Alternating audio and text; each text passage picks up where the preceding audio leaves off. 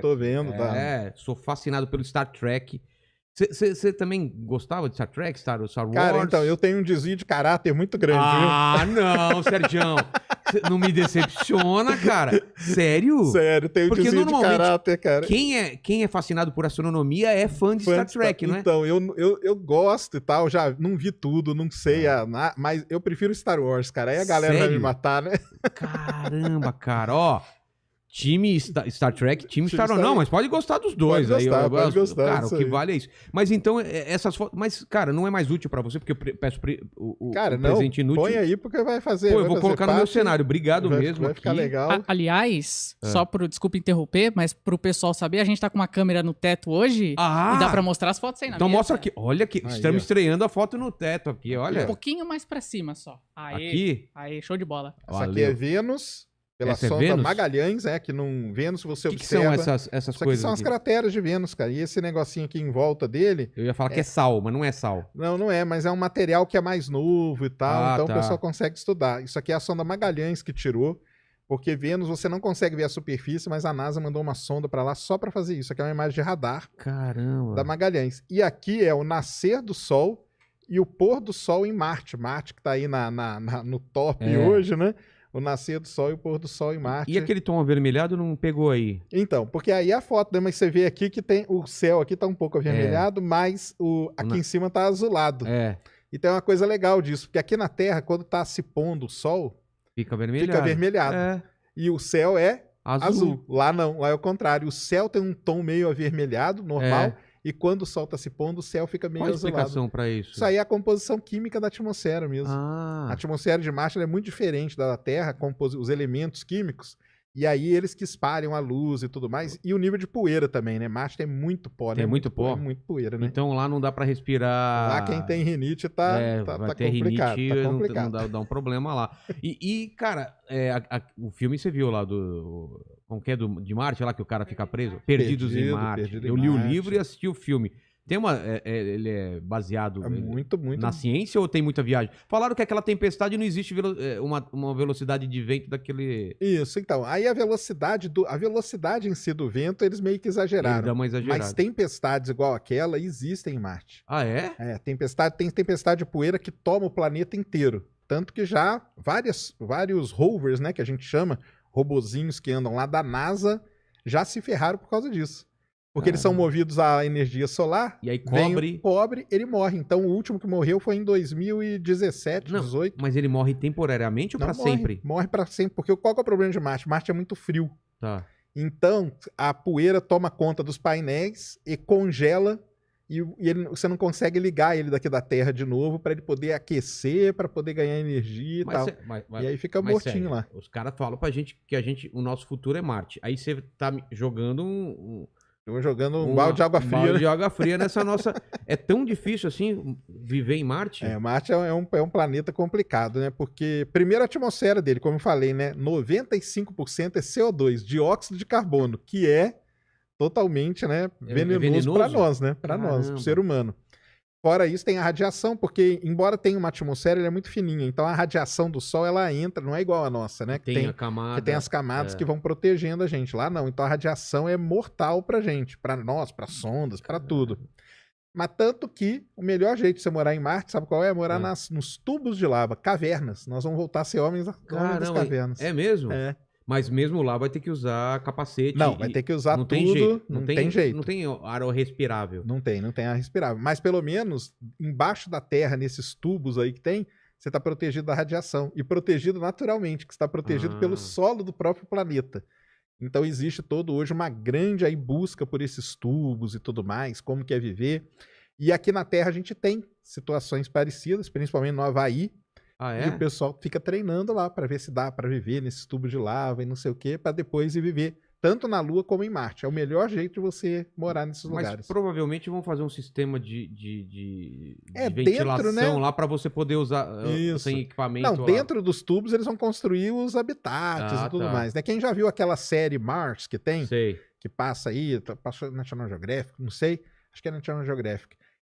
Um dos últimos episódios lá eles descobrem que o melhor jeito de viver é dentro do tubo de lava. Então eles saem para procurar encontram, descem e depois eles conseguem montar lá tipo uma mini cidadezinha para poder viver. Cara, a gente vai ser formiga em Marte. Vamos. Homem da Caverna. Homem da Caverna. Vamos voltar.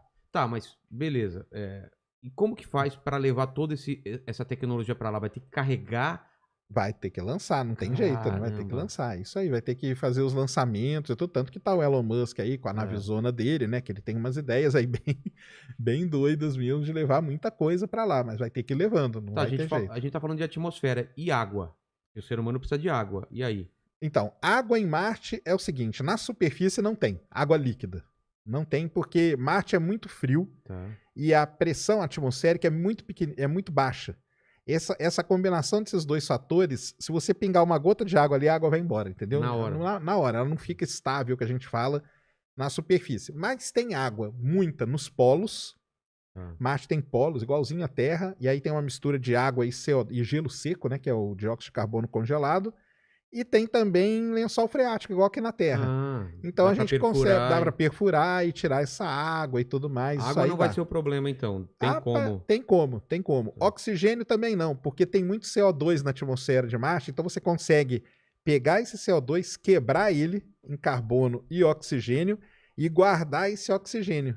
E aí você vai guardando. Então você não precisa levar, vamos dizer, teoricamente. Você não precisaria levar oxigênio daqui da Terra para lá, porque senão aí seria terrível. Não tem como, né? E aí você consegue produzir. Tanto que o rover que está lá hoje, que é o Perseverance, que é o que chegou agora em fevereiro, ele está levando um instrumento que vai fazer esse teste. Ele vai pegar o CO2 da atmosfera e vai tentar produzir. Se ele conseguir produzir esse CO2, aí beleza. Aí boa notícia pra porque a gente é só fazer esse equipamento em escala e aí mandar para lá, a uma viagem só, você manda esse equipamento e ele produz o oxigênio pra gente. Como chama o ator lá do Perdidos em Marte? Matt Damon. Matt Damon, ele plantou batata lá. Como que a gente faz com comida lá? Vai plantar o que lá? Ou qualquer coisa? Então, ele plantou batata dentro daquele habitat dele, dentro da estufa dele. Aí, beleza. E ele tratou o terreno, né? Tanto que ele até fala no final, né? Que ele passou um ano comendo a própria merda, porque é o que ele usava como adubo, né? É mesmo, ele comeu a própria merda, cara. Porque ele usava como adubo, não tinha retroalimentação o negócio. Isso aí. Então, em Marte não tem como. Vai ter que ser em habitats, em coisas assim, porque é muito frio. Então, é a mesma coisa... Todo mundo aqui já deve ter visto uma plantação quando pega geada, fica toda queimada. É o que aconteceria lá em Marte. Tanto que na hora que estoura lá, queima tudo. Queima tudo por causa do frio. Caramba. Então você teria que construir uma estufa, alguma coisa e fazer. Já existem experimentos aqui na Terra que o pessoal tenta pegar terreno parecido com o de Marte, faz um terreno, né, que seja parecido com a composição ali. Deserto do Atacama. Então, mas não é o deserto, porque você tem que preparar um terreno. Com os mesmos elementos de lá. Com os mesmos elementos de lá, e aí você vai plantando e vai vendo o que vai crescendo e tal. Então tem coisas aí que o pessoal fala que até uma batata dá uma crescidinha e não sei o quê, mas é coisa que ainda tá começando aí para um dia. É muito desafio, né, pra, tipo, vamos morar desafio, lá. Cara, muito. Porque, ó, eu não sei a sua idade, mas na minha idade, quando eu lia livro de ficção científica era... Vamos chegar em Marte. Porque o pessoal estava muito empolgado com a conquista da Lua e a próxima conquista é Marte. Então parecia muito perto.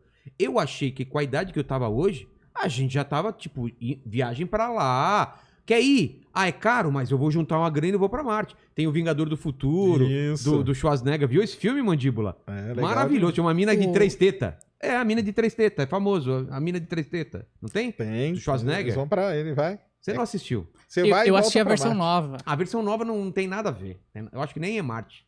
Nem é Marte. Não, é na Terra. É. Os caras constroem um elevador que atravessa... É isso aí. Que vai até a Austrália. Os caras viajaram. Mas, então, eu cresci com essa ideia de que Marte estava muito próximo. Então, é muito... Cara, é muito triste complicado. Isso, cara. É muito complicado. E o ser humano, né, cara? Porque, por exemplo, uma viagem para Marte. Ó, as sondas foram lançadas em julho de 2020. E chegaram lá agora em fevereiro de 2021. São quantos meses? São 6, 7 meses de viagem. Só que isso é uma sonda, né? Que não leva gente dentro. A gente teria que demorar um pouquinho mais. Um ano, mais ou menos. Ah, é? Demora com um ano... A velocidade é diferente com o humano? É, cara, porque eu até brinco no meu canal, o pessoal sabe, o humano tem o fator tripa. Fator tripa, né, que é o fator tripa? Fator tripa que você aceleração? Que você tem... A sonda é só cabo, fio, manda bala. Agora, as sondas andam aí para ir para Marte a 80 mil km por hora, 100 mil km por hora. O ser humano não vai ter Qual é o máximo? Cara, vai ter que reduzir essa velocidade aí pela metade, entendeu? Só qual que é o problema? Mas não tem como você fazer uma aceleração contínua pra não ser esse pique, assim. Vai aumentando, chega nessa velocidade e a gente nem sente ou não existe isso? Não, vai sentir. Vai sentir? Vai sentir, cara. Não vai ter como. Muita velocidade. É muito. E tem outro problema também, cara. Eu com meu Palio chego quanto? No máximo, uns 80, 90, ele gritando. Mas se for aquele Uno com a escada em cima... Aquele Uno o Uno com a escadinha. Uno com a escada, velho. Esse vai. Cara, Por que não fazem naves espaciais no formato de Uno com escada? A gente quebraria a barreira da luz, cara. Então, assim, eu lia Ray Bradbury. Já leu Bradbury?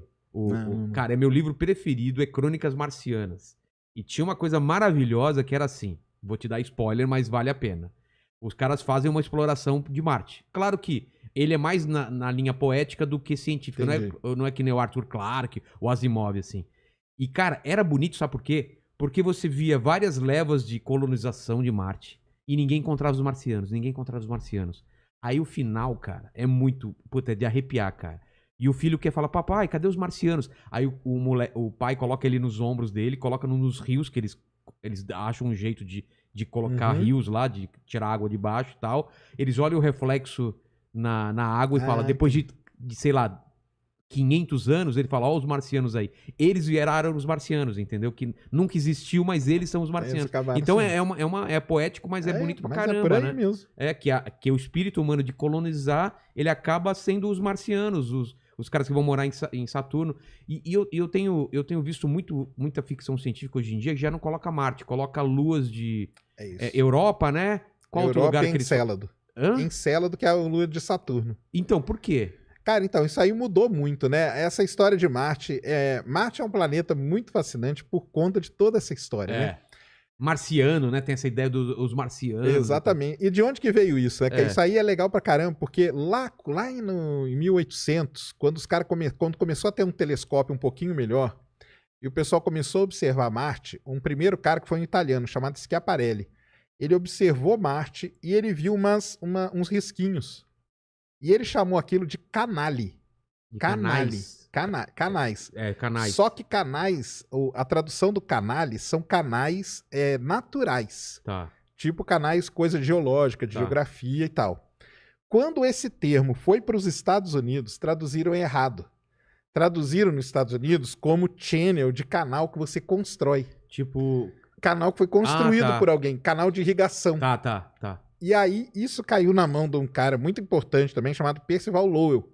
Ele nem era astrônomo, mas ele era empresário e ele tinha um dos maiores observatórios na época. Ele investia muita grana nisso. O sonho dele era encontrar um planeta perdido no sistema solar. Acabou encontrando depois Plutão, foi descoberto lá no observatório. Foi ele que descobriu Plutão? Não, ele não. Ele só era o dono do observatório. Ele é o cara que bancava. Só que ele ficou fascinado. Quando chegou essa história da Europa, que Marte tinha canal, ele falou, cara, eu vou começar a observar Marte com o meu telescópio, porque ele é grande também. E ele começou a ver os risquinhos ali. Mas são retos? Então, na época, o telescópio não era tão bom. Então, na verdade, muitos daqueles riscos nem eram os canais, era coisa da ótica mesmo, da época, que acabou enganando eles. E qual que é o grande problema de Marte? Marte tem estação do ano, igual a Terra. Tem também? Tem. Então, se você observa ele numa estação e em outra, essas coisas mudam, essas feições, essas características mudam.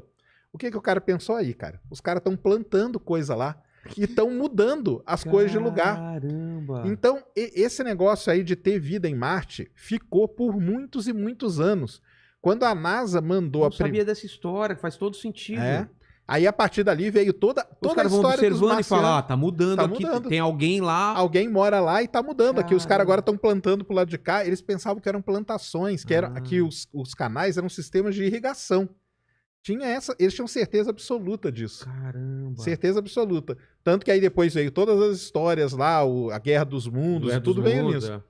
Em 1965, a NASA mandou uma primeira sonda para explorar Marte, chamada Mariner 4. Quando ela mandou essa sonda, em 1965, pensava que quando a sonda fotografasse Marte, ia haver floresta lá. Quando a sonda passou, ela só deu uma passada, ela não ficou na órbita, não. E ela tirou 26 imagens de Marte. Quando ela tirou as imagens chegaram e não tinha floresta nenhuma, os caras começaram a ver que era um mundo muito parecido com a Lua e tal, que tinha um monte de cratera e tal. foi, de um lado, uma decepção, porque eles queriam ver as florestas. Cadê as florestas? E do outro lado, falou, caramba, então é um mundo totalmente novo mesmo pra gente descobrir. E é um negócio novo, você pensar, 1965 até 65... pensava que lá morava gente, cara. Pensava que lá tinha uma raça mesmo. Então é por isso, porque esses livros que eu tô falando do Bradbury e tal, é tudo antigo, é mais antigo do que isso. Isso, vem de toda essa história. Então, Marte acabou tomando conta de toda essa parte de literatura, filme e tudo mais, por conta de toda essa história.